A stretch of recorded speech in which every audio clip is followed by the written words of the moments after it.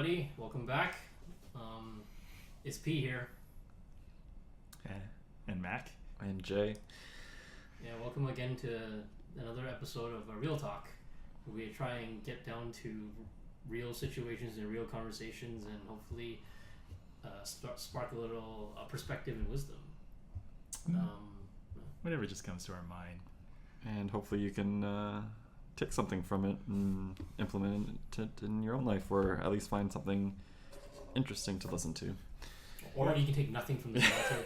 Yeah. At least entertainment, hopefully. At best. I think for starters, today's Thanksgiving, so and the Canadian side, and it's been. Which is funny to our American or my American friends for some reason, but why is that? I don't know. They just everyone just keeps making fun of Canadian Thanksgiving. But you know, down there, it's Columbus Day, right? Oh, really? Yeah, they call it Columbus Day. But it's not. Well, it's not a day off for them. Yeah, it's not, because apparently, history dictates that Christopher Columbus technically missed the mark because he was supposed to find India, except he came and found North America and started finding Indians.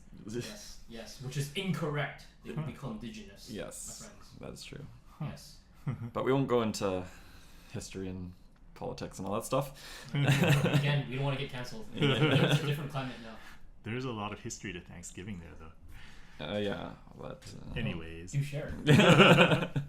I mean, if we're gonna talk Thanksgiving, I just want to say, just a word of gratitude to the people around, to me. I think even before getting all personal, thank you for those who are listening and who have been trying to follow us for a little while, even though we've gone away. We can see the views, and clearly there are some who are subscribed, so we thank you for those who are. But if you do find that our content is good, please smash that like button and subscribe to us, and we can continue to feel a sense of encouragement and purpose in what we do. But just thinking back in the spirit of Thanksgiving gratitude, I'm just thankful for it's interesting. As you get older, you are grateful for your health, although I feel like my metabolism's slowing down, so there's some unwanted expenditure in my body that I would maybe not want to have. But otherwise, eating, sleeping well, it's been a huge blessing, and I think obviously you gotta thank the two of you folks who are sitting in front of me, for the years that you've tolerated me all this time. I'm so really grateful for the two of you guys, and of course everyone, family and friends, obviously. And of course, thank God for just giving me all the opportunities, giving me to not just abilities, but again to meet people, to interact with people, and to just find a sense of purpose in life. No, and I'm very thankful, for the friendship of my two brothers here, and I mean, I don't know. I guess on the same sort of along the same lines. The older I get, I just feel like I have a lot to be thankful for. You either sort of become a kind of person that's just thinking about things you don't have, or you kind of sort of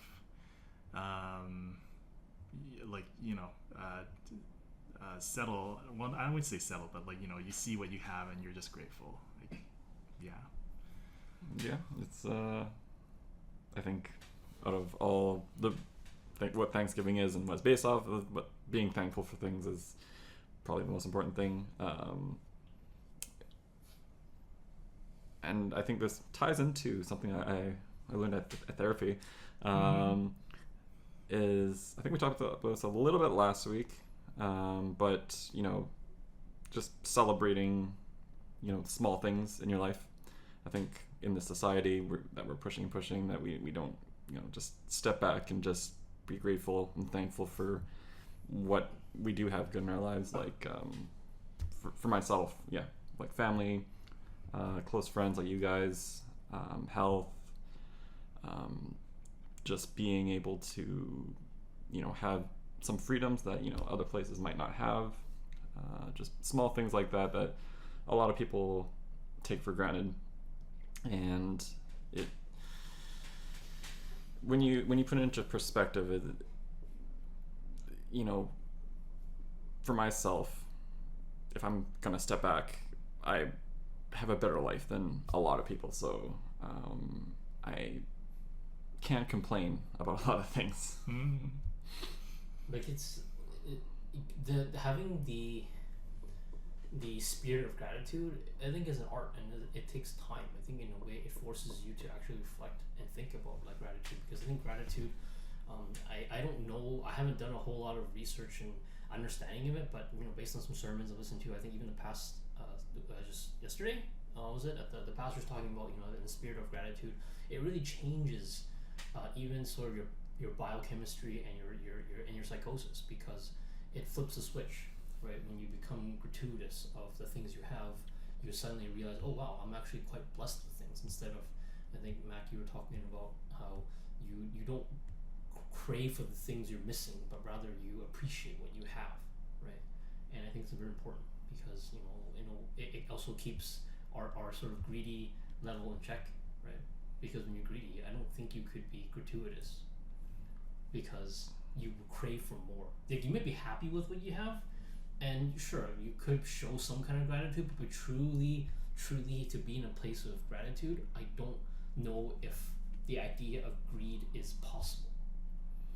That sounds very subjective, but at least that's kind of what I gather. I think you can be, gratuitous, but then, still strive to be better. I think people may have a misconception of, greed equaling wanting more, but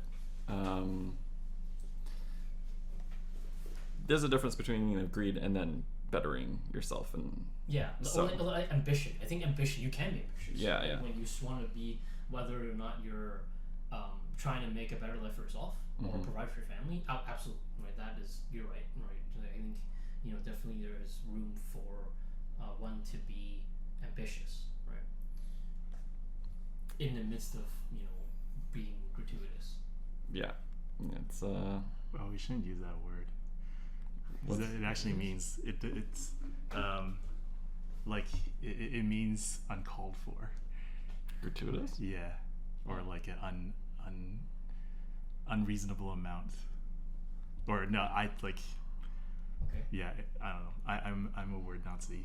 I'm sorry. All right. Okay, showing gratitude. How's that? Yeah. Okay. Yeah. Good to know. So gratuity might come with like the tipping culture. Oh, maybe that's what gratuity is. It's overkill. But yeah, like the tip, like some places, I'm sure you guys have seen like minimums on their machines starts at like 18%. Yeah. I'm like, some start 20, man. Yeah, it's yeah. I've seen them. They're climbing to 30 now. What? Yeah. Okay, get this. There was at least two Chinese restaurants. I won't name names, but I've been there personally, and they for a fact made it public that if you pay cash, you don't have to pay tip. You pay cash. Yeah, and on 2 occasions, my family and I have done that. And it's not, interesting. Right? Yeah, it's kind of hard to grasp why they're so entitled to, tip, because if they actually wanted to put in the prices, they should just include it with the prices and then, not make it subjective to the customer. Because then, if we don't quote unquote tip enough, then they get upset and they think they did something wrong. But, in places like Japan, no tip, because the service is part of the job, right? And how you treat someone shouldn't be based on how much money you're getting from that person. Yeah. Well, I don't know. I feel like our feelings about this, and sort of like the cultural feelings about this, just changes so fast and so much. Like, I mean, part of it right now is it's because of the pandemic,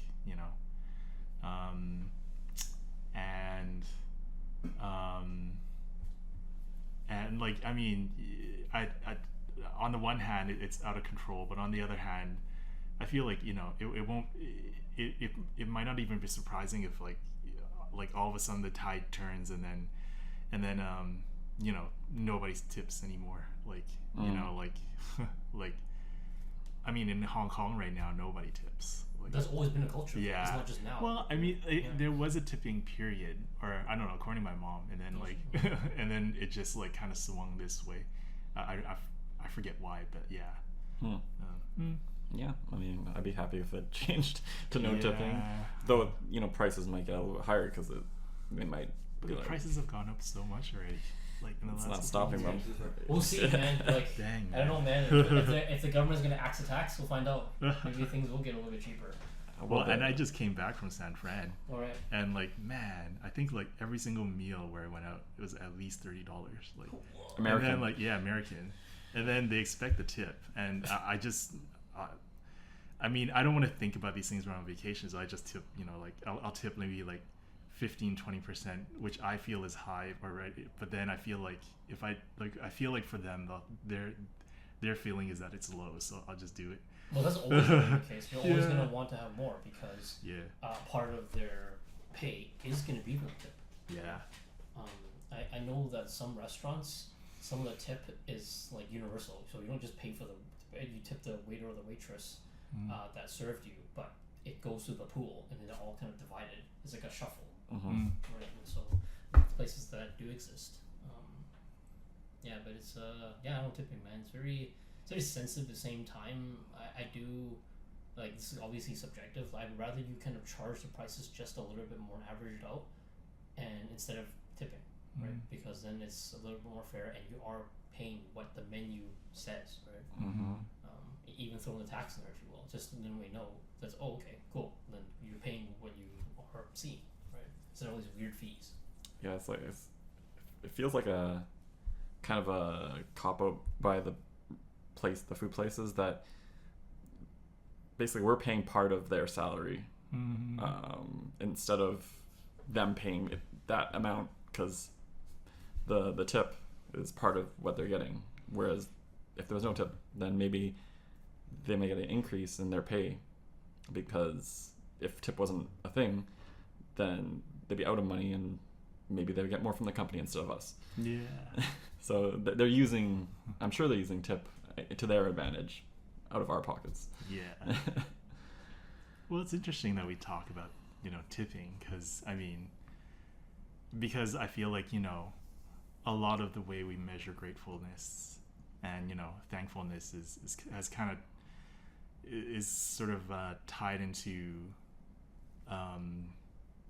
material. Yeah, and, you know, like into sort of our livelihood at this point, you know, in one way or another. And you know, having things, you know, and sort of a station in life, right? And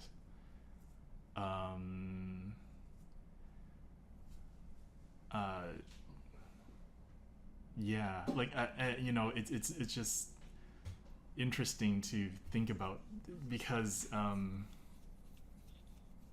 you know, it's sort of when our mind kind of focuses on you know, having an expectation of receiving certain things and not getting it, you know, like you naturally start, you know, having less of a sense of gratefulness, right? Like, you know, and you know, we just automatically think about, you know, what's appropriate to tip and stuff, like, and it like to sort of maintain this like our display of thankfulness, and on the other hand, the person receiving it, they sort of tie their thankfulness to, like, it's, you know, yeah, I think that is true, though I think it's unfair. I mean, I'm not saying it's right. Yeah. Like, Nobody's if saying it's like right. a mutual agreement, like for instance, like for my family during Christmas, we put like a price limit on how much we can spend, right? Yeah. Just so it's like equal for everyone.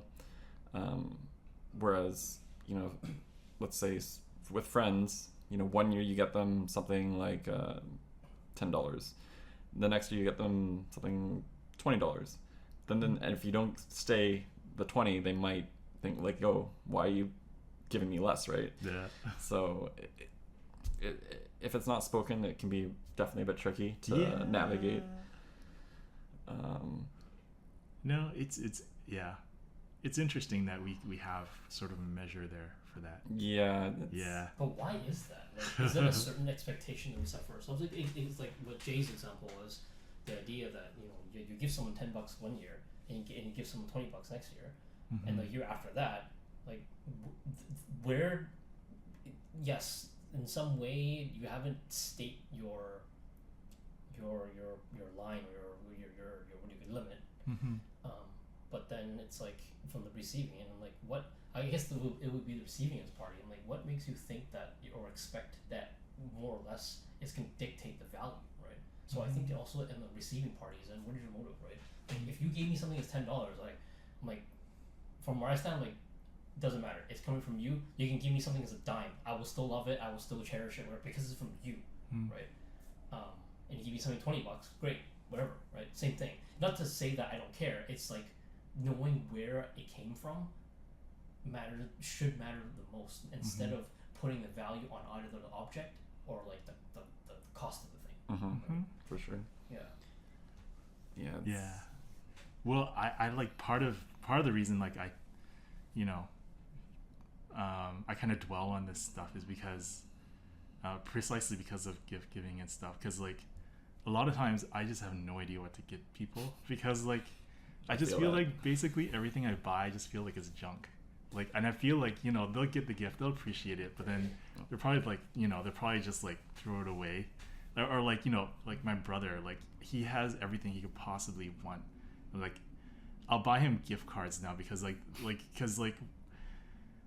can't buy him a video game or anything because he doesn't know how to play, for one thing, and so like it just it's frustrating. But I feel like on the one hand people understand because I tell them that, right? Like I feel like everything I buy is just junk, but then like I feel like at the same time like I end up sort of like spending time with people, and that feels more valuable to everybody, and like like I don't know, on the one I feel like there's sort of a like it like to me that's not an answer, right? Like it feels like on the one hand I want to get a nice gift, like I would rather have figured that out, but it's it's more of I'm just saying that I'm inconclusive on that sort of front. And I think it varies between people, right? I mean, there's love languages for a reason, which doesn't always it's not exclusive to like romantic partners. Like with friends, I'm sure there's still a language of what you like to have. So like time, like if you like to hang out with people a lot, like, and you enjoy that compared to like gifts, then obviously that person will value the time more than whatever gift you're gonna get, no matter how much money you're spending on it, right? And I mean, even I'm sure there is like a friendship language stuff, like obviously probably one of them that's not so common is like words of affirmation. I'm not sure what it would be for friendships, but like words, having good conversation like we are, I think a lot of people would value, but it's not so common in I guess everyday friendships. Like most people would say like gifts and then hanging out, right? But for me, having deep conversations with depth is something that's super important to me. Yeah. Like it's interesting you bring that up because it's sort of the idea about shoot, I'm train of thought now. I lost it. Oh, shit. I lost it. Dang. What was it? Oh, right. So going back to Mac's point first, was the idea about gauging your audience, right? Because it depends on how and sort of who it is. Some people just might actually, because case example, don't take this as advice, whatever it is, but if it's someone who already has a lot of stuff and not even a lot of time, maybe experience, right? And we can like take something like Cirque du Soleil for the kids and them to go at their own pace or whatever it is, but it's something that they can enjoy kind of together, right? Or right now, I remember now what Jay was saying about now it's very unusual to sort of speak some words of affirmation to people because it doesn't become natural. Like when you think, like it doesn't. It's not the first thing you think of. It's like you said, time and gifts is the easiest and most accessible because it's most practical. Words of affirmation, you have to sit there and think about what to say, or you have to first think about the person and then say those things, right? And in society today, affirming someone is not easy because it doesn't come natural, like you say, right? But I think, as a person pastor saying that, speaking encouragement is always great because that's a way of of affirming someone, right? Speaking life. The Bible always says, you can speak life to people. Speaking life to people is about feeding to their souls and to their bones, right? Because if you don't, their bones will dry up. I'm paraphrasing, guys. Chill out. Right? I can't remember the verse word for word, but I know from contextually. Yeah, oh man. My pastor's in here this, and he goes, "Yeah, man, I think you gotta consider your membership." Bro. I'm like, you didn't even say what book that came from. the book of Enoch. Oh, I'm kidding. Oh my gosh. I'm kidding. You're playing with fire. Yeah. So it's funny because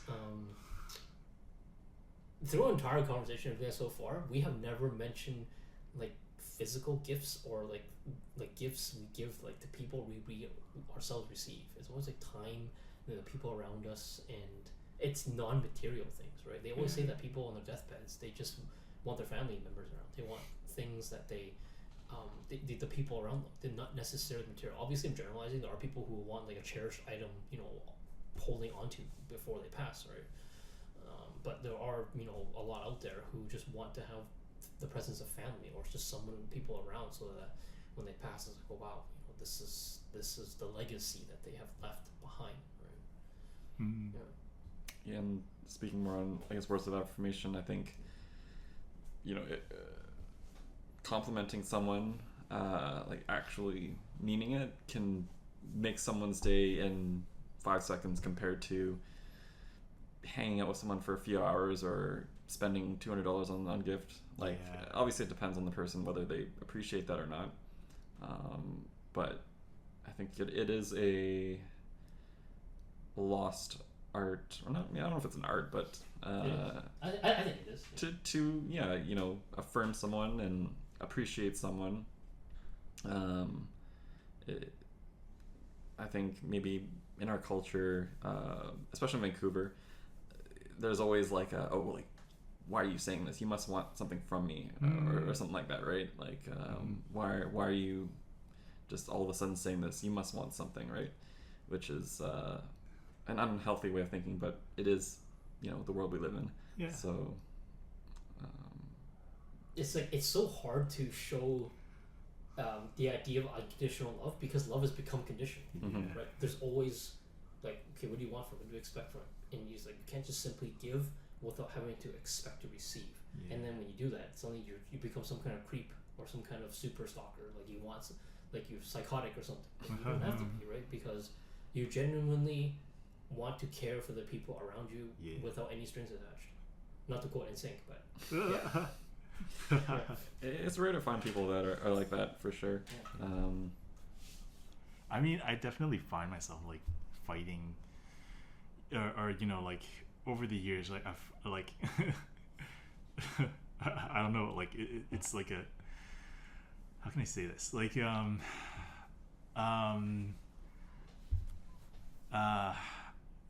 like I don't know if I'm ashamed of thinking this, I guess, but like, so like, someone would be friendly, and I'm just feel like I'm not in my mind, I'd be like, why are you talking to me, like, like a stranger? And I mean, on the one, like, the thing is, like, it's not like it's weird because like I love exploring connections and like, talking and getting to know people, but I don't like, sometimes I sort of fall into a mode where I just like, I'm wondering why it's like someone is like, being friendly, right?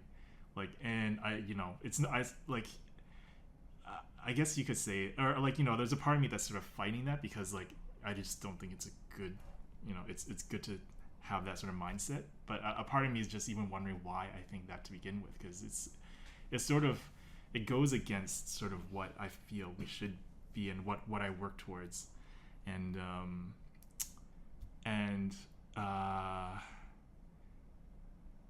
yeah, like, and I mean, like you guys are saying, like, you know, what I think sort of the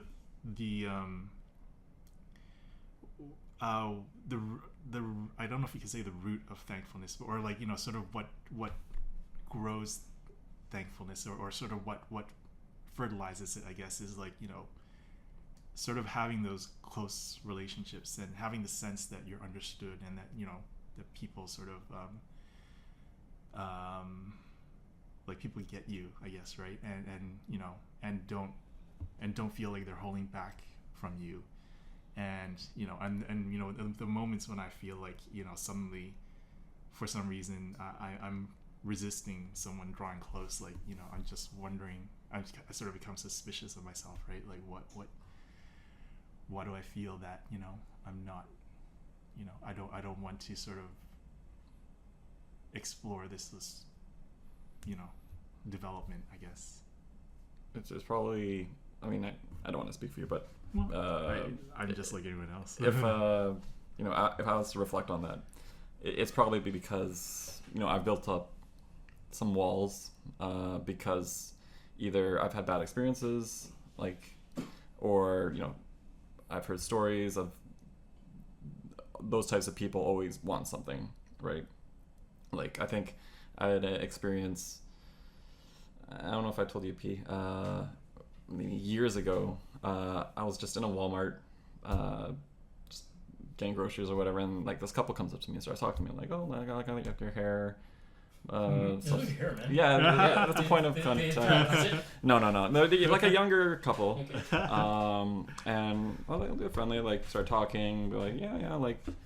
You always get like, I feel like you've had like quite a few like interesting sort of like situations come about because of your style. Yeah, my there's a lot. We'll get into that at a different time. But yeah, like I think I forgot what we connected over, but you know, it seemed pretty cool, and like we related to stuff, and like, oh, we should hang out sometime, grab a coffee. I'm like, yeah, sure, why not, right?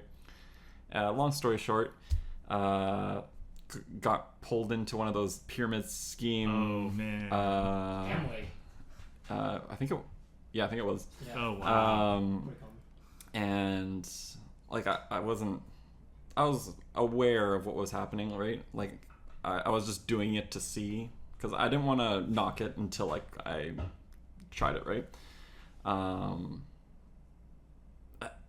You knowing me, you guys probably I'm a little bit of a rebel, so I'm like, oh, they're like, oh, you know, there's this really awesome guy that has these speeches, and you got to dress up in a suit and tie and blah blah blah because he's like amazing and whatever. I'm like, no. Jesus is alive, yo, man. Yeah. Like, so I show up in like jeans and a hoodie and whatever. I'm like, bro, like you're idolizing this person. I get it. Like, to you, this person is super important or whatever, but like I owe nothing to this person, right? You know, he has a speech, and he's, you know, he's a good public speaker. I get that. Like, I don't doubt that he helps a lot of people, and it works for a lot of people. It wasn't for me. So I go up to him afterwards, and I'm like, he's like, oh yeah, if you have any questions, let me know. I'm like, yeah, like, well, how do you sell something that you don't believe in? Yeah. Oh my gosh, that's what you said? Yeah. Wow. And he was just kind of like, I mean, maybe, yeah, if you don't, then I guess it's just not for you. And, and then, yeah, it was, but yeah, going back to the point, I guess there's just so many experiences where there's negative, there's rarely like a positive experience. That's true. So that's why we build up these walls, like, oh, well, this is what happened before, so it must be everyone, like, and I have this struggle with a lot of things, like having preconceptions of how people are, which I'm trying to work on. But yeah, that's at least my thought process on why I probably think that way about random people talking to me. Yeah. No, I think that really does sort of hit on sort of what I wrestle with. Like, I do think, you know, yeah, I've met people that you know, I knew right away that there was an angle, right? And I guess, you know, part of what makes that struggle such an interesting, you know, thing is that, like, part of me is wondering why they feel they have to do it that way. You know, like why do you, you know, you obviously, you know, are trying to sell me something, or you're trying to like you're trying to do something for yourself, like and part of me wants to sort of look past that and see if I can, or I don't know, like see what's driving that, and you know, maybe like you know, you're just kind of curious if there's a way to sort of, you know, sort of crack the code there, and like you know, somehow like configure them to you know, to do it a different way somehow, because you know, ultimately it's another person, and you know, there's a part of you that wants the best for everyone, right? And you, I guess, you know, there's all this like kind of all these things kind of going on in your head, but and you know there's an angle, and you know there's a good chance, even with all this in your mind, you can still get taken in, I guess, and like yeah. I mean, you can straight up say, okay, what's your angle, right? You just simply just got like, because if I was putting myself in you guys' shoes, I would actually just bring that forefront, like, okay, what's your angle? Just start a dialogue. The whole point is starting a dialogue. Yeah. Because, you know, how do you remove some of these myths without having to put them up to display, right? Sure. And you kind of force that party and yourself to then become engaged into said conversation, right?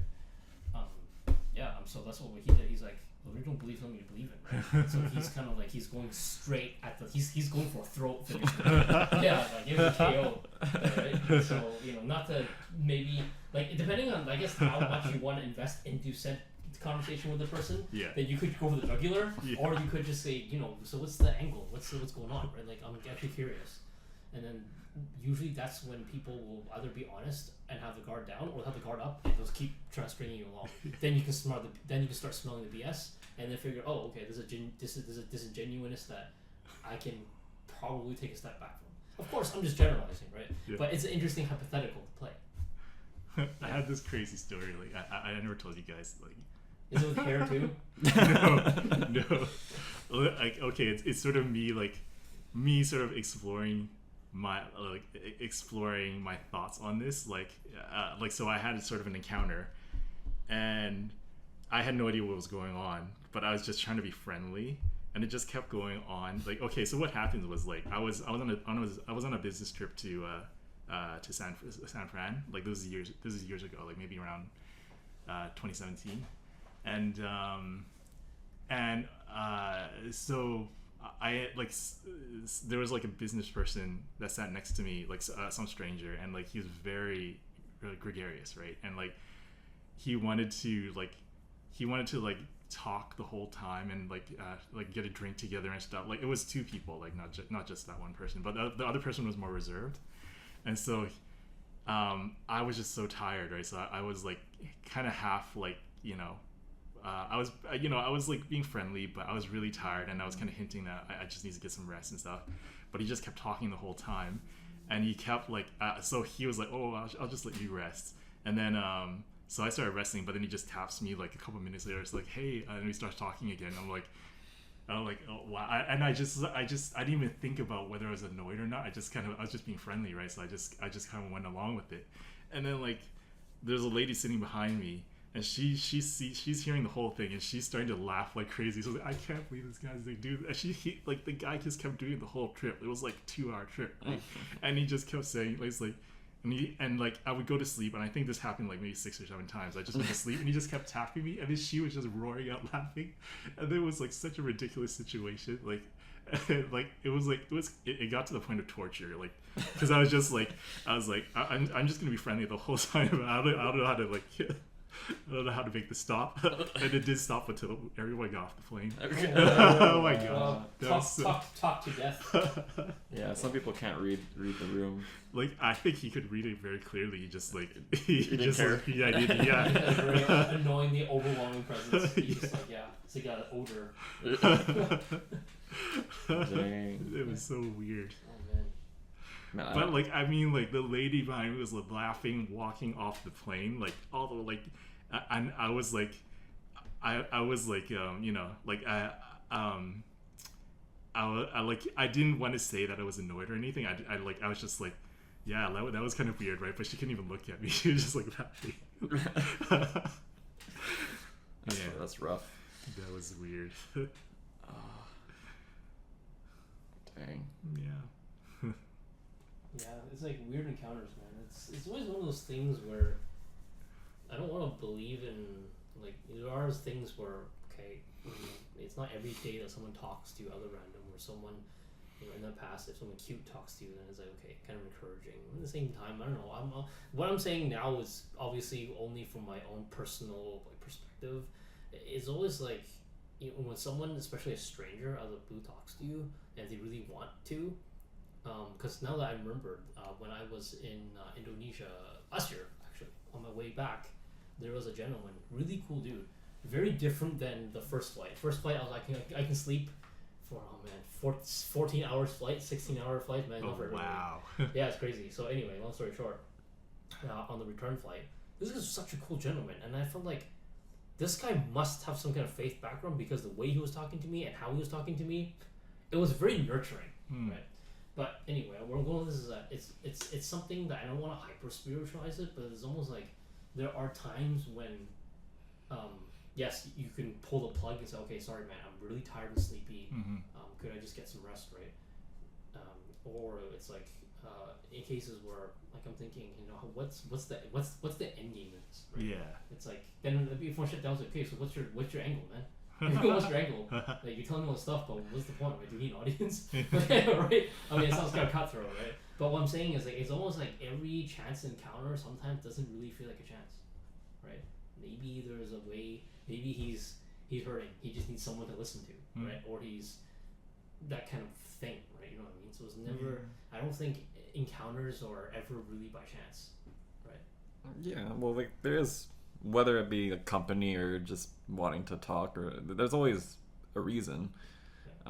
Some more malicious than others. So yeah. But kudos, Mac, for you for hanging on. Yeah, I could not do that. I wouldn't be able to do that. Usually I'm the one who's like never shuts up, but in your perspective of just sitting there having to absorb all this up, man, that's only you can do it, man. No, to this day, I have no idea what I should have done. I mean, you should have told them, like. Yeah. Well, I just, there's a part of me that feels like, you gotta trust people to a degree to sort of figure it out, and like, no boundaries. But then, like, some people are seriously not that smart. They cannot read a single room. Yeah. But it was like sort of incredulous to me that they would like that they would just keep it up, right? There's a lot of people like that, I guess. Yeah. And so you just gotta assert your boundaries. Once you hit your breaking point, I'm sure, like, if you really reached that point, you would have said something. But I've never known you, Mac, to have like solid sort of boundaries like that, especially with like a stranger. Interesting. Well, I mean, like, I feel like it's very rare that you would meet someone where they were just like, okay, so like if someone was doing something wrong, I would be very firm, right away. There's no, there's some things are just like, black and white. I like, for example, if a passenger next to me was giving another passenger like just a hard time, like, I don't know, like maybe they're like, they're just loud or like kicking the seat or something. Yeah, something like that. Yeah, like I would just I would stand up. I was like I mean, like I don't even know if that's a good example, because I might even flake out on that. Like, I mean, like I would say something. I would tell the attendant, and I would insist on something, right? I don't know if I'd yell at them, right? Like, but if it was like, or like if someone's getting assaulted, I would just, I would just like, go straight for that and, get in between of that whole situation, right? Like, there's like no. Like that's sort of clear cut, someone is trying to violate, but then like when someone's just being socially sort of like inept, like, that's not really a violation, it's just someone being a moron. Like, Yeah, man, that's up to you, right? Like, yeah. Whether you're up for it or not. Yes. I don't even know why. Like, I mean, like, yeah, I don't know. I don't know why, like, that turned into that. I don't know. I hear this one thing. What I took over was the lady laughing in the back. Yeah, no, I mean that. I was like, I thought that was so funny. Like thinking of her laughing at this whole situation is so funny. But like in my mind during that whole situation, I kept thinking about like how do I steer this in a way that sort of like gives everybody sort of some sort of conclusion that they're looking for. And I was like, I can't find it. Yeah. The whole time. You did find a conclusion. Unfortunately, you were the one to get involved with it. Yeah. Yeah, you were sacrificing yourself for everyone else's entertainment. Exactly. Yeah. Yeah. Man. It was so funny. Like, so he would just go up again, and she'd just be like, "Oh my gosh!" Like, you know, she was all, you know, she was like a lot more ecstatic about. And like he would have heard it too, right? He heard it. I don't know. I'm pretty sure he knew exactly what he was doing. Ew, man. Yeah. I don't think I have horror stories to that extent on a flight, at least. The flight we went on with San Diego was pretty good, chill. Like that was a good fun. experience, actually. And we met someone. Yeah, we were playing Switch. Yeah. She was sitting. You were in the middle, right? I think. Yeah. Anyway, details aside, yeah, that was fun. Like, and then Ian was on the seat just next to us, between like from the aisle, right? Yeah. So we were all like switched up.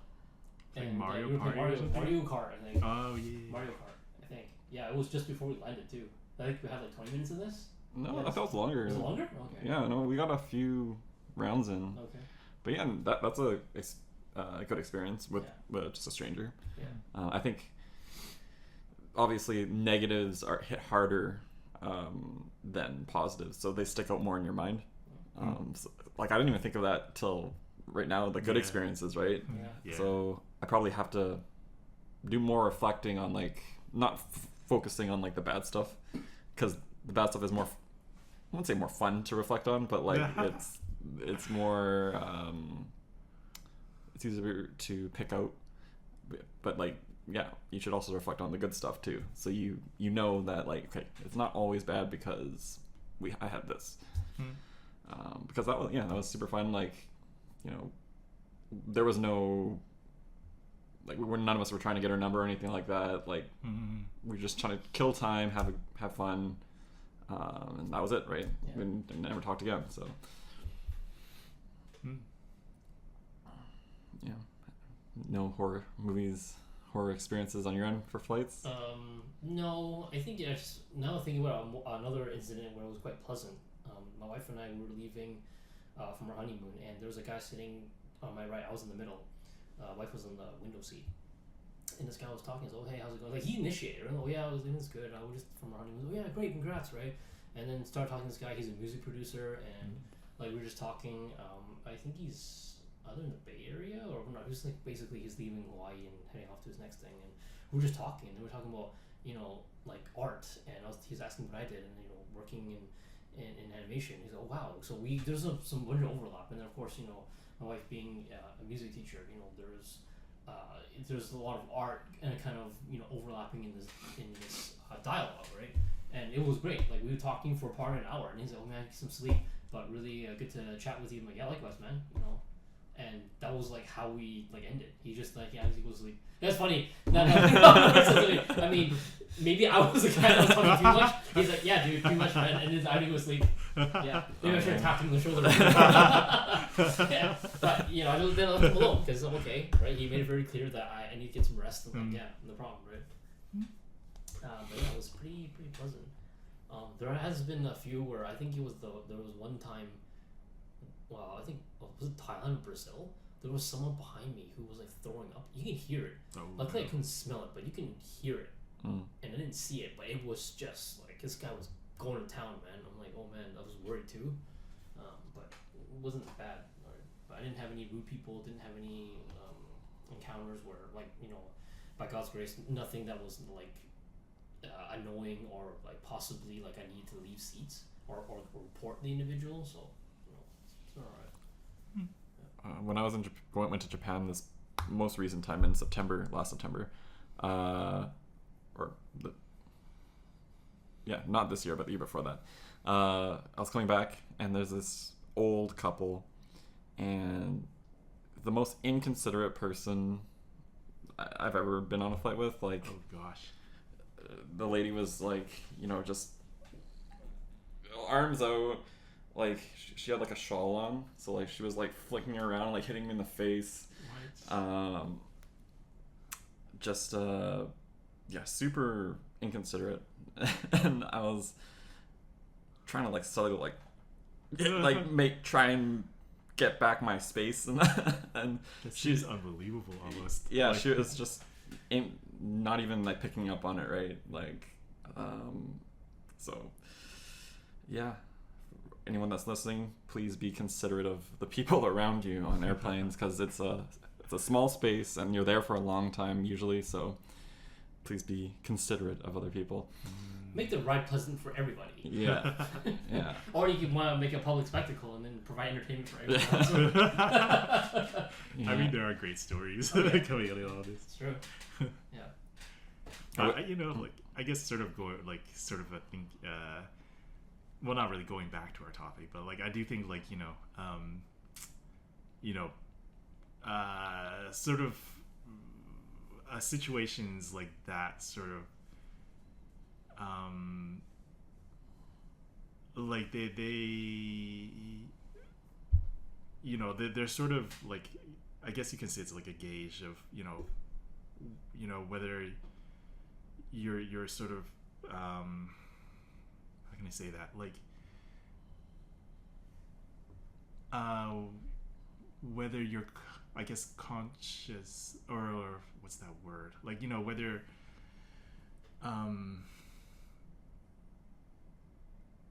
like I don't really know how to put this thought, like I guess like when you're in situations like that, you're either sort of someone who like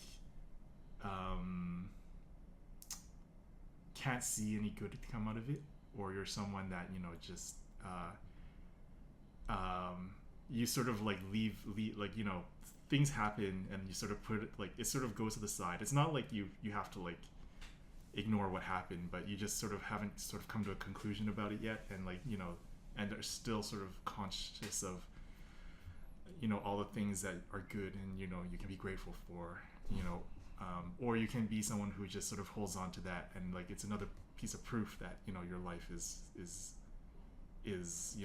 like things are just not gonna work out. Yeah, definitely. That's why I think reflecting on things and not just taking them as just face value. I think a lot of people, I think we know a few people that just go through life and like just take things at face value, don't reflect on things, and then that's why a lot of people are like that, where they take those examples and they're like, oh, this happened to me once, so it must be always, because they never reflect and kind of see it in a different perspective. So it's kind of sad, because I think that's where your introversion or introspectiveness helps you mature. You gain wisdom from that, right? There's a classic cliche where wisdom, what's wisdom, right? It's knowledge plus experience. That's how wisdom is cultivated, right? And also that's how you reflect, that's how you think, that's how you ponder, right? It's interesting.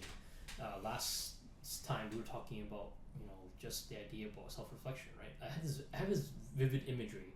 It was like, imagine yourself going into like the great library in, I think, London. There's one library that's like massive. I think it was the Oxford Library, but it's like I think it's loosely the Jedi Temple or the Jedi Archives design was based on this like actual thing that exists, right?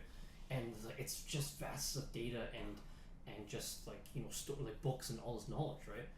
And imagine like if I was myself in them, like dude, I'd be trying to read a few books. I'd try to go through this library, see what's in there, and see what's good stuff, right?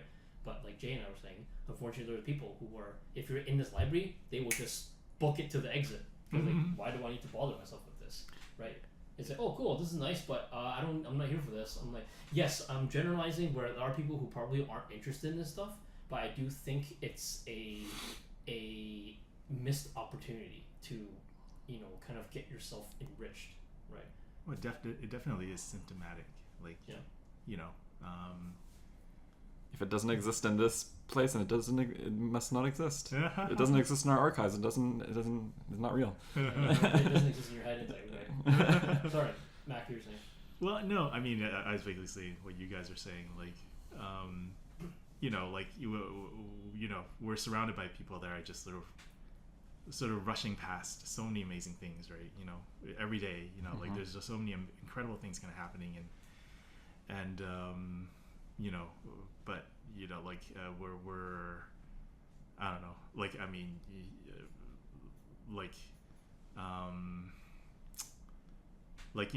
it's kind of like how they say, like, we're all looking at our phone and we're just sort of walking by everything that, all of the incredible things happening around us, and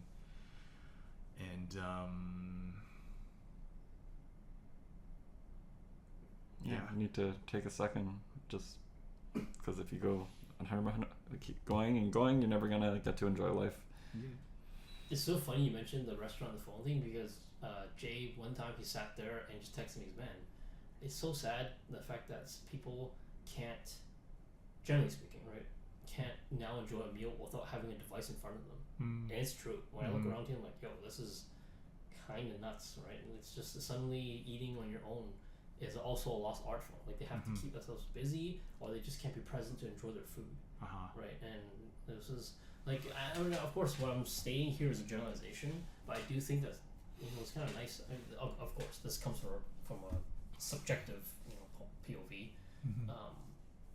But I do think that it's kind of fortunate that you can just enjoy a meal, enjoy the food, the atmosphere, the present, and just the presence around you, right? Or even just observing, or perhaps thinking too. Is where moments when you're eating by yourself, you're subconscious, and you can now process all the stuff that you've observed and you've seen, right? And I think those are great times to have the introspection, right? Yeah, it's I've seen like people on dates, like both of them are on the phone. I'm like, what are you guys doing? Like, like, what is the point of going out to like a fancy restaurant if you're both going to be on your phone? Like, I never know what to think of that, because I'm wondering, like, do they know each other well enough to where they don't feel they have to talk the whole time, or is this their first date and like they just don't? They're too afraid to look at each other or something. What's a first date? That's stuff. Yo, it's a red flag. Yeah, I know. Yeah, you like, clearly why don't care are you about even each there? other. Yeah, exactly. Like, I went to dance, I think, last week, and I think a lot of people, if you don't get a dance for a certain song, you just wait. A lot of people are just on their phones. While I'm there, watching and observing, and maybe some people might think like, oh, that guy just doesn't have the confidence to go ask someone for a dance or blah blah blah. But no, I wanted to stand like to observe, see what I could do better, see what, reflect, and I think. And then they think there's something wrong with you. Yeah, right? Like, and I think we're probably guilty of this. Like, whenever we see someone alone at a restaurant or like in a movie, like, oh, that person, maybe is a loner or something like that, which is not fair to them, obviously, because you don't know what their story is. Hey, man, judging me, bro? I've seen movies alone. Me too. And I've come to appreciate it. So, sorry. Like, I've solo traveled and stuff like that. So it's, when you start to do things by yourself, you can understand the people and their point of view. So I don't know where I was going with this, but No, you're talking about like just the idea of just being okay on your own, or like eating in a restaurant and just not moving your phone. Right. Being present. Yeah. Being present in the moment, and not distracting yourself. Good luck, Gen Zs. Hopefully you can learn something from this, and then try and if you already are able to be present, then props to you. If not, then maybe this is something you can be aware of. Yeah. It's actually kind of one thing I feel bad about, because like I mean like for example, like at work, like so I'll eat my lunch in our lunch area. Like I don't know where they call it. Well, long story. I don't know where they call it, cafeteria or what. Like, but yeah, like we sort of have a designated lunch area. But then like I don't know whenever. Like I never really know when I'm gonna eat, and the people who are there, like you know, I'll have conversations and stuff, right? Like, but I don't feel like I know them well enough to like just sort of like, you know, sit at their table and you know, have my lunch and just jump into a conversation. Like, and usually when I first get there, there's no one there, so I'll just go take a corner table. I have my iPad and I'm watching a show. I have my headphones on, so like no one's gonna approach me. Ian is do not disturb sign. You should have done that on the plane. Yeah, Mac is clearly do not disturb sign. Yeah. No, I think on the plane I had headphones that didn't stop. Oh man.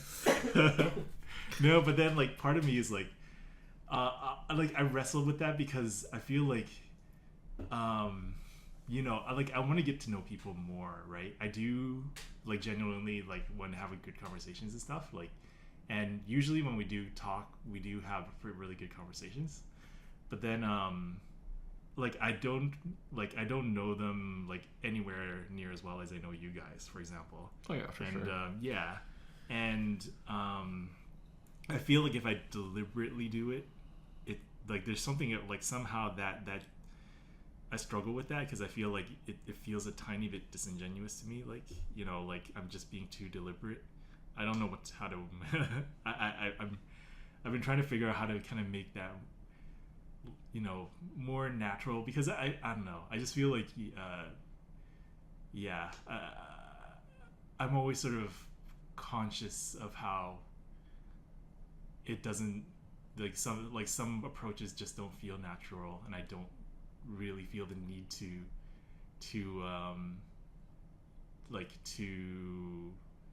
sort of force like interaction or force like, you know, encounters or whatever. I don't know, like, but it's odd, like, yeah, and you know I like there's a sense that, you know, people do want to connect and become friendly or become like you know, good or close friends, right?